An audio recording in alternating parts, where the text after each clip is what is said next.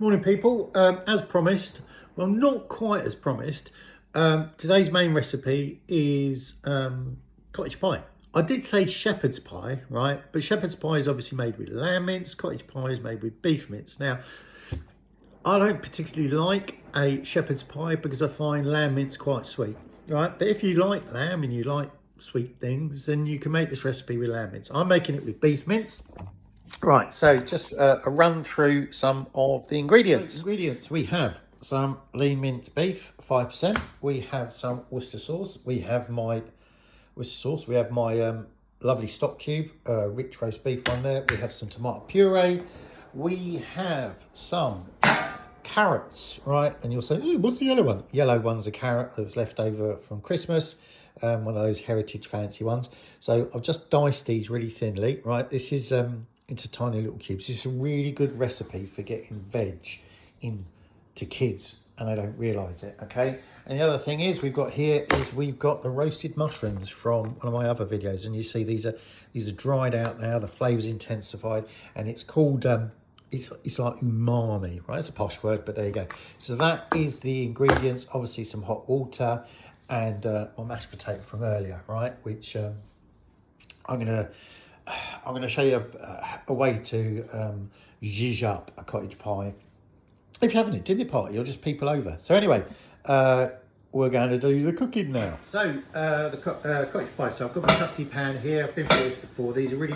This one was about 20 quid, right? From, believe it or not, John Lewis, right? It's a fantastic pan. It's cast aluminium, right? So it takes lots of battering, and I do probably about 50% of my cooking in this. Anyway, so first things first, right? Let's get the mince in and get some colour on it, all right? Because we all know that colour is flavour. So, I'm actually not going to put a lot of oil in this, right? Because it's got 5%, right? But here we go. Where's my little oil canister? Right, you know about this. I use this all the time. It's really quick, right? You don't have to unscrew the bottle of oil and stuff like that.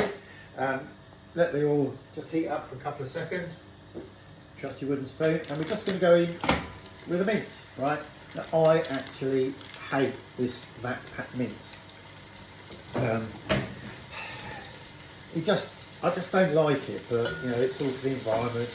But there you go. So unfortunately, I didn't have time to go to the butcher's this week, so we had to buy backpack mince, and we get through a lot of mince because 17-year-old son, right, and he's into all the gym and protein and stuff like that. So just break it down a bit, right? That's the trouble with the backpack, you don't have to break it down.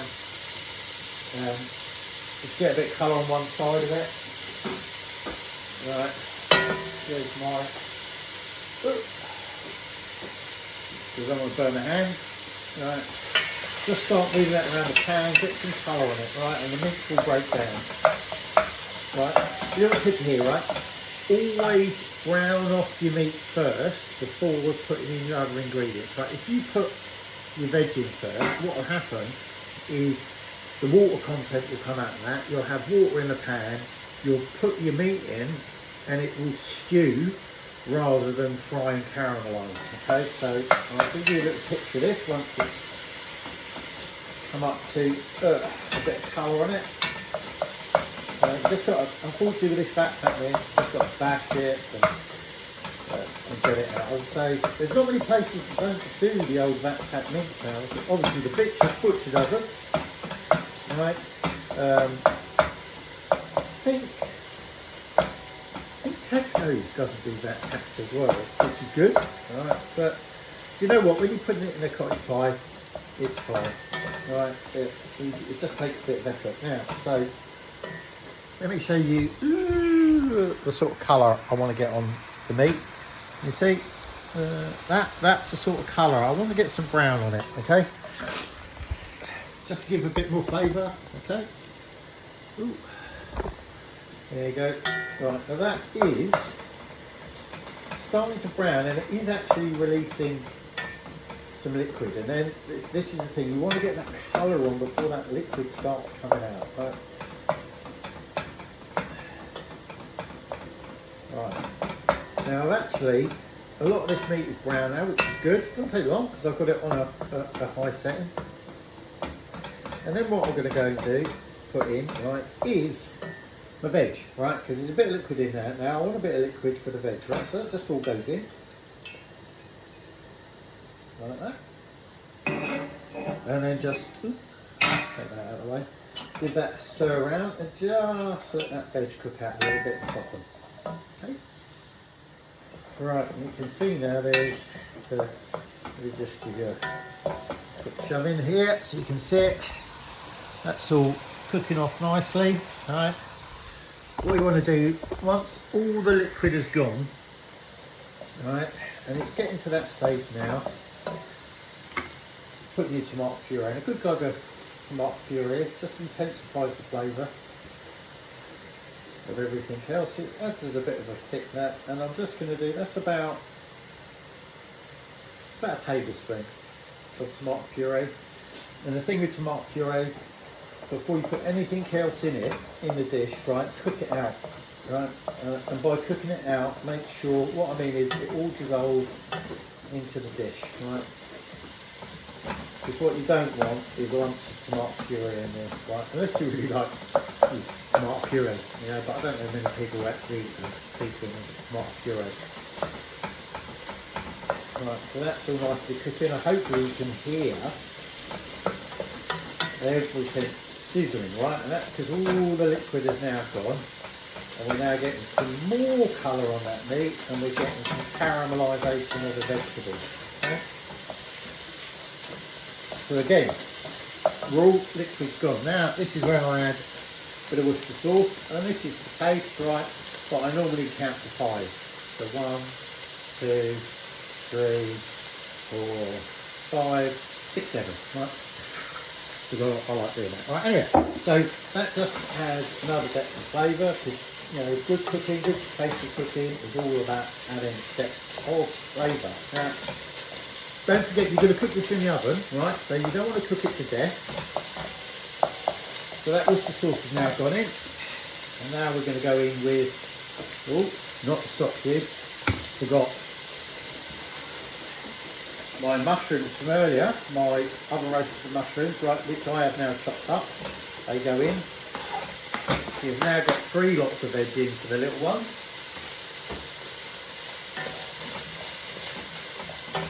Just move those around. Let me just show you this before I put the stock cube in.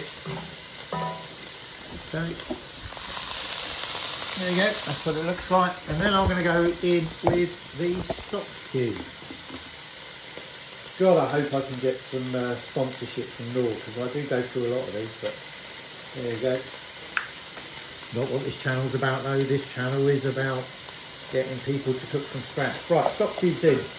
Now we're going to go and get the kettle, which has been boiled, and hot water in there.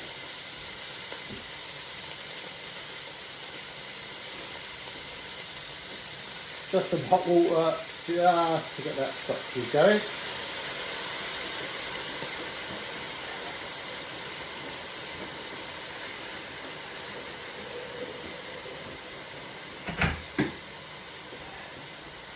Now the thing about this as well, you don't want this liquid, the mince to be too watery, because don't forget you're gonna put mashed potato on this. So that stock cube's just nicely dissolving. Right, wasn't a lot of water in the kettle. Bad planning on my part. I'm told you see all the stuff that goes wrong as well. So I'm just going to go to the fridge and get another bit of tiny touch of water in there. Right, and if you, to be honest, if you add cold water, right, to a dish like this, the pan, the ingredients are hot, so as long as you add the cold water a tiny bit at a time, you're not going to reduce too much of the heat of the pan, right? Because that's what you don't want to do. If you reduce the heat of the pan, that's when stuff starts stewing. It's like steak, right? I will do another steak recipe, because if you put too much stuff in a pan, the temperature decreases and you don't actually fry stuff. What you do, well, you're not actually colouring stuff, sorry, you're actually boiling it, which you don't want to do. So a tiny bit of water in there, I'll just show you the consistency of what I want to get to. Once I'm happy with it.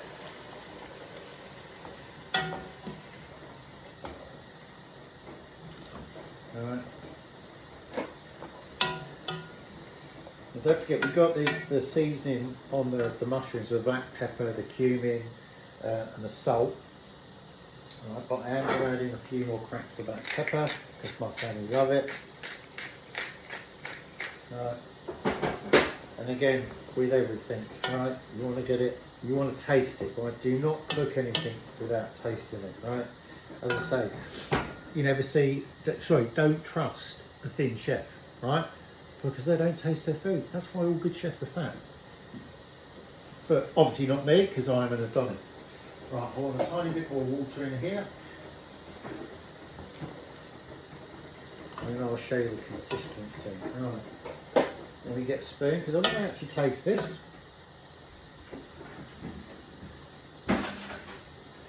Right, obviously this beef is not fully cooked, right, but you can taste it, because you find I'm just going to taste the gravy. That's actually nice, right? It actually needs a tiny bit more Worcester sauce, right? Just to give it that zing. So 1, 2, 3, 4, 5. That's what I say, it's all about taste, right? Some people, five squirts of Worcester sauce would be alright, other people, a bit more. Right, let's taste this again, get another spoon. Fresh spoon, do not reuse your spoons. Or have a pot of hot water so you can keep putting your spoons in. Alright. Now that is perfect, right? So what I'm going to do, I'm going to turn that off, right? Because it is going to cook again. Plus, when you're assembling your shepherd's pie, you don't want your meat to be hot. Right, so this is the consistency we want. Hopefully you can see that. Yeah, so it's a little bit liquid, but as that cools down, that's going to thicken up. Okay, little tip, right? When you are tasting things, right, do not do that with chicken unless you know the chicken is fully cooked, right? Because you do not want to taste anything where there could be raw chicken in, because that is really bad for you. Anyway, I'm going to leave that to cool down, and then we'll carry on with assembling the cottage pie. Okay, welcome back. It's assembly time now. Now I've put the mince mixture, the cottage bit of the pie into a dish. It's nicely cooled down now, and let it cool down, because if you try and put the potato on top and it's warm, it will just all come through. Right, now you can just put the potato on. Little trick, always just put the potato around the edges first and then fill in, right, and then just prick it up with a fork so you get some nice peaks. But what I'm going to do is I'm going to be a bit posh today, and I'm going to pipe it. This is just a mashed potato I cooked earlier. I've just heated it through because it's a lot easier to pipe if it's a tiny bit warm. Just a bit more milk in there, just heat it through and then pipe away. And as I say, the trick is always make sure you do the edges first, right, because it allows you to make sure none of the liquid comes through, right? So I'm just going to pipe this around the edges all the way, fill it in. I'll carry on doing that and I'll show you what it looks like afterwards.